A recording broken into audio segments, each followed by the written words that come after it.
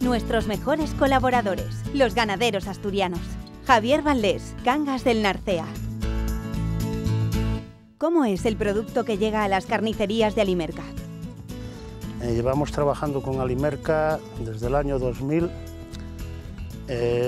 Como podéis comprobar, la manera y el manejo de nuestros animales es muy diferente a los cebaderos industriales que puede haber por España.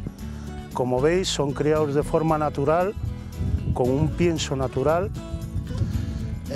Yo creo que los consumidores en Asturias son privilegiados dentro de la IGP que tenemos en Asturias. Tenemos unos controles muy estrictos. Como ganadero estoy totalmente de acuerdo.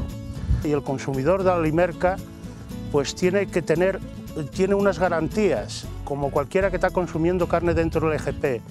Seremos de la IGP con más controles más estrictos que pueda haber en España. ¿Cuál es el compromiso de Alimerca con la ganadería asturiana?